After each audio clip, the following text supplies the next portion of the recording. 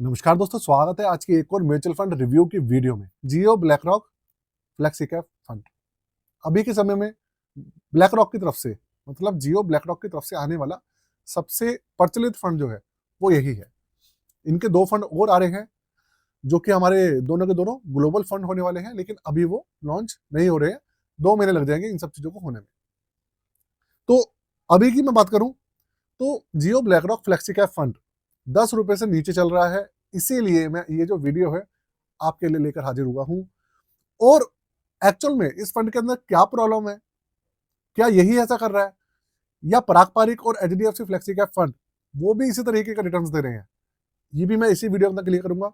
सबका डेटा आपके सामने रखूंगा, तो आपको एक एक चीज जो है ना क्रिस्टल क्लियर हो जाएगी इस फंड के बारे में और दूसरे जो फंड्स हैं उनके बारे में। शुरू करते हैं, लेकर चलता हूं आपको कंप्यूटर स्क्रीन पर और उसके बाद इसका हम रिव्यू शुरू करेंगे। और उसके बाद जो और जो चीजें हैं, जो नई अपडेट्स आई हैं और जो जरूरी बातें हैं, वो मैं आपके साथ में शेयर करूंगा। कंप्यूटर स्क्रीन आपके सामने चालू हो चुकी है।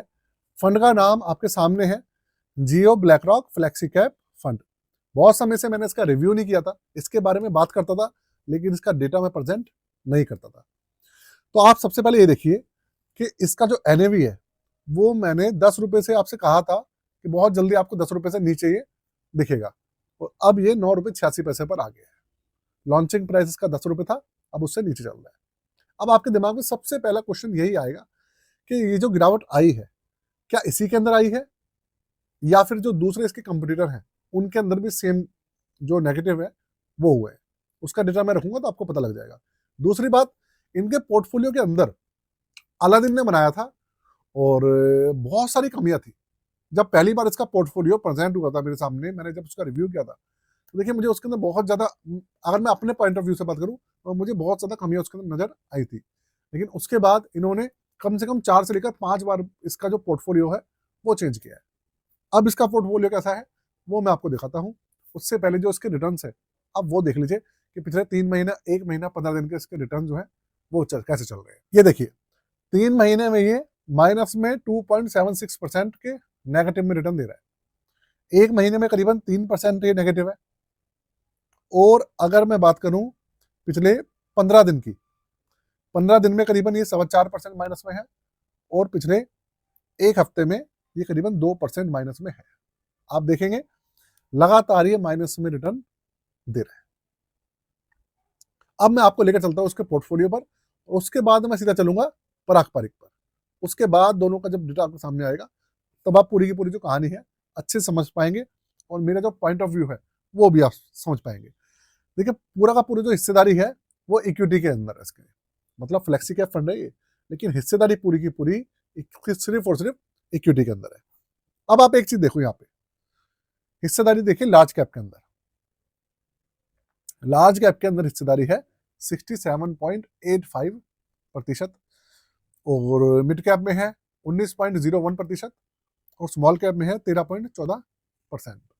ये हिस्सेदारी है, और इसके अंदर है 132 स्टॉक्स। इसके अलावा आप जो फाइनेंशियल सेक्टर है उसे देखिए, करीबन 30% के आसपास है। टेक्नोलॉजी 14.25, इंडस्ट्रियल करीबन 13% के आसपास, मटेरियल 11.18%, कंज्यूमर डिस्क्रिप्शनरी है करीबन 10.03%, और एनर्जी 9.88, और कंज्यूमर स्टेपल्स है 7.11%, हेल्थ केयर 4.25%। अब आप एक चीज देखेंगे इसके अंदर, मैं आपको बताऊं, सबसे बड़ी बात देखने की है कि इनकी हिस्सेदारी जो है लार्ज कैप की तरफ काफी ज्यादा शिफ्ट हो गई है। जब इन्होंने बहुत ज्यादा, अलादीन से सबसे पहले इन्होंने पूरा का पूरा पोर्टफोलियो बनाया, वो जो पोर्टफोलियो था बिल्कुल भी भारतीय मार्केट के हिसाब से बिल्कुल भी नहीं चल पाया। उस समय मार्केट चल रही थी, पॉजिटिव रिटर्न निकाल के दे रही थी, तो भी ये रिटर्न निकाल कर नहीं दे पा रहा था। फिर इन्होंने चेंज करा, इसके अंदर बहुत सारे जो स्टॉक्स थे निकाले, ऐड करे, निकाले, ऐड करे, यही प्रक्रिया 4-5 बार हुई। उसके बाद अब जो इनका पोर्टफोलियो है वो मैं आपको बता दूं, उसके अंदर जो मैक्सिमम जो स्टॉक्स हैं वो हमारी हैं ब्लू चिप कंपनीज और लार्ज कैप, और उसके अंदर आप देख लीजिए जो मैक्सिमम हिस्सेदारी है वो आपकी है फाइनेंशियल सेक्टर की। अगर आप हमारी ब्लू चिप कंपनीज देखेंगे तो उसके अंदर हमारे बैंक्स हैं, हमारे आईटी सेक्टर की कंपनीज हैं, जिनकी सबसे ज्यादा हिस्सेदारी है भारतीय अर्थव्यवस्था के अंदर। अगर आप ये चीज देखेंगे तो आप देखें दोनों सेक्टर को मिलाकर करीबन हिस्सेदारी जो है करीबन 44% के आसपास है।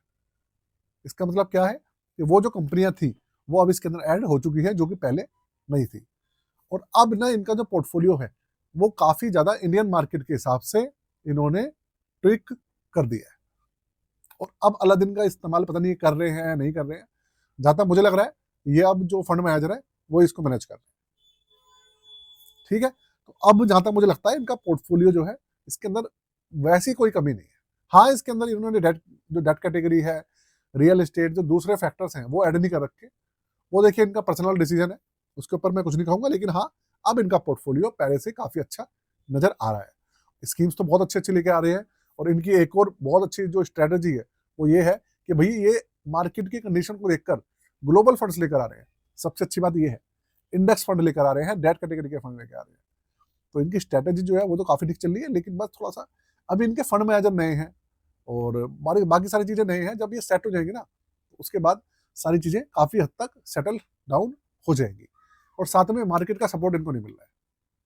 मार्केट का सपोर्ट तो वैसे किसी को भी नहीं मिल रहा, लेकिन ये नई है तो इसलिए इनके पास कोई ट्रैक रिकॉर्ड नहीं है, और एएमसी के पास ट्रैक रिकॉर्ड है। तो अगर जब ये मार्केट का सहारा इनको मिल जाएगा और चल जाएगी ना एक बार, तो सारी चीजें पटरी पर आ जाएंगी। अब ये जियो ब्लैकरॉक फ्लेक्सी कैप फंड पराग पारिक को और एचडीएफसी को टक्कर दे पाएगा नहीं कर दे पाएगा, इसके बारे में मैं कुछ भी क्वेश्चन बिल्कुल भी नहीं कहूंगा, ना कोई मैं इसके ऊपर टिप्पणी दूंगा। लेकिन हाँ, इनके जो फंड्स हैं वो भी ठीक चलेंगे आने वाले समय। अब इस फंड का हम देखते हैं जो चार्जेस हैं और सब चीजें हैं उसके ऊपर एक नजर डाल लेते हैं। ये वो सब चीजें भी अपडेट हुई हैं, वो भी मैं आपको अच्छे से बता देता हूँ। 13 अक्टूबर 2025 को लॉन्च हुआ है, 3 महीने से ज्यादा इसको हो चुके हैं। निफ्टी 500 इसका बेंचमार्क है और 0.50% इसका एक्सपेंस रेशियो है। 2496 करोड़ मतलब 2500 करोड़ के आसपास इसका एयूएम भी हो गया, और एयूएम इसका लगातार बढ़ ही रहा है। 500 रुपए से एसआईपी, 500 रुपए से लमसम इसके अंदर चालू होता है, और 0% इसका है एग्जिट लोड। देखो करेक्टरिस्टिक जो है इसके वो काफी अच्छे हैं, एक्सपेंस रेशियो कम है, एग्जिट लोड नहीं है, और देखा जाए तो भैया सॉफ्टवेयर का भी सपोर्ट है। तो देखते हैं दोस्तों आने वाले समय में क्या होता है। अभी के समय में इसका जो रिटर्न निकल कर आ रहा है वो है माइनस में 1.40%। तो वो समय के साथ ठीक हो जाएगा, उसको लेकर टेंशन लेने की जरूरत नहीं है। अब आपके सामने थोड़ा सा जो पराग पारिक का डेटा है उसको और एक बार नजर मार लेते हैं, जिससे कि इसका क्लियर हो जाएगा कि भाई ये फंड पॉजिटिव नेगेटिव जा रहा है या वो भी जा रहा है। आप लोगों को जो दिमाग में टेंशन है वो काफी हद तक कम हो जाएगी। इस पराग पारिक का पिछले 3 महीने में आप देखो 2.25% इसने नेगेटिव में रिटर्न दिया है पराग पारिक ने। जियो ब्लैक रॉक ने पिछले 3 महीने में करीबन 2.76% माइनस में रिटर्न दिया है। अब इसका देख लेते हैं 1 महीने का। 1 महीने में ये 3% नेगेटिव है, और पराग पारिक हमारा देख लेते हैं कि वो कितना नेगेटिव है 1 महीने में। ये 1.86% नेगेटिव है। अब आप कहेंगे कि ये कम है, पराग पारिक कम गिरा है और ये ज्यादा गिरा है। उसका फर्क ये है कि पराग पारिक का जो पोर्टफोलियो है भाई वो बहुत अच्छे से बना हुआ है, बहुत अच्छे से ट्रिक हुआ रखा है। इसके अंदर अलग अलग सब कैटेगरीज में है। तो अगर आप कहेंगे तो पराग पारिक की मैं लेटेस्ट वीडियो आपके लिए लेकर हाजिर हो जाऊंगा, है ना। तो बाकी ये है, चलिए फंड के अंदर उस तरीके से पहले से बहुत ज्यादा सुधार आ चुका है Jio BlackRock flexi cap fund के अंदर।